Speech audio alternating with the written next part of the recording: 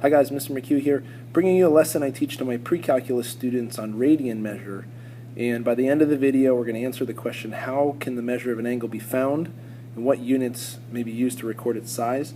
We're used to working with angles that we might draw something like this, label with a nice Greek letter theta, and we're used to labeling and identifying theta in degrees, something like 40 degrees might be the measurement of angle theta. But today we're going to introduce a new measurement unit called radians. And what a radian is, by definition, a central angle of a circle has radian measure equal to the ratio of the length of the arc it intercepts to the radius of the circle. So picture this circle segment that we have here. We're going to call this point the center of the circle. And we're going to label the central angle created there as theta. We're going to say that this circle has a radius of r, and the way that we've drawn it, we're going to give it an arc length value of s. And what a radian measurement is saying that the measurement of angle theta in the unit of radians is equal to the ratio of the arc length of the circle and the radius of the circle itself. And that ratio is an angle measurement. And you can see that the angle theta, if we're dealing with the exact same angle but in a circle that's maybe has a smaller radius here, the angle measurement of theta should not change at all. It should be the exact same angle measurement that we found here, this s over r in radians. And the ratio is going to be preserved because we'll be now working with a smaller radius to this circle, and we'll be working with a smaller arc length, s. And since r and s have both decreased in this example, the ratio will be preserved and the value s over r will still be the same radian angle measurement as we got from the bigger circle. Now let's look at this circle that's given here. We're going to give this circle a radius of r, and we're going to talk about a few things we would have learned in geometry and make the connection that we're making now in pre-calculus with angle measurements now in radians.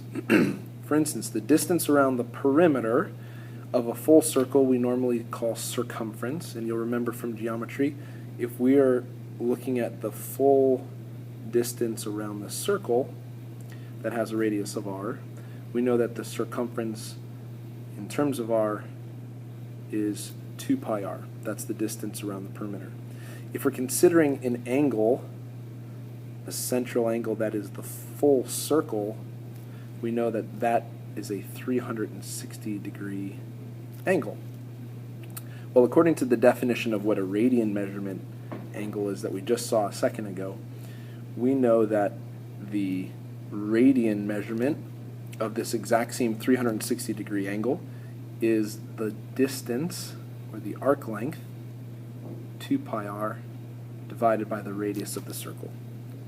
And that reduces to 2 pi. So a 360 degree angle is the exact same thing as a 2 pi radian angle.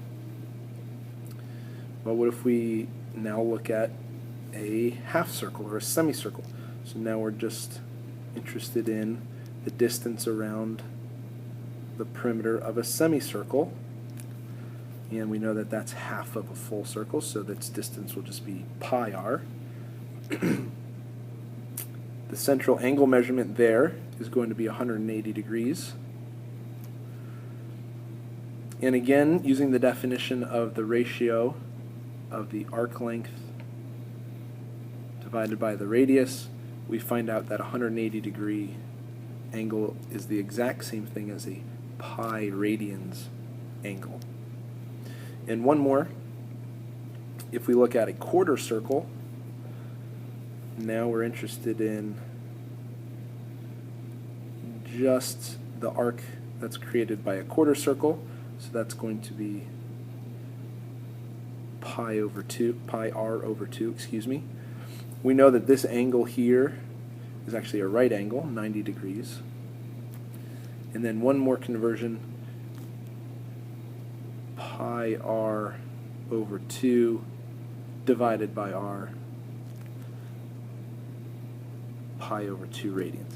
And these angle measurements, the 360 degree angle, 180 degree angle, 90 degree angle, are our special angle measurements, or a few of them. And so these radian equivalents, 2 pi, pi, and pi over 2, are going to be special radian angle measurements as well. So a helpful conversion is that 1 degree is equal to pi divided by 180 radians, which we can see here in our table. If we divide 180 degrees by 180, we get 1 degree. Pi divided by 180, you get the conversion here. Likewise, 1 radian is equal to 180 divided by pi degrees. That allows us to, both of those allow us to convert any angle measurement in radians into degrees and vice versa. For instance, if you have 40 degrees and you want to convert that into radians, 40 degrees is equivalent to 40 times 1 degree. Well, using this unit conversion, this is the same thing as saying 40 times pi over 180 radians, which of course reduces to 2 pi over 9 radians. Or if we had radians and we wanted to convert degrees to degrees, if we have pi over 10 radians, this is equivalent to, of course, pi over 10 times 1 radian. Using this unit conversion, pi over 10 will substitute 180 degrees over pi, and we'll see that the result here is 18 degrees.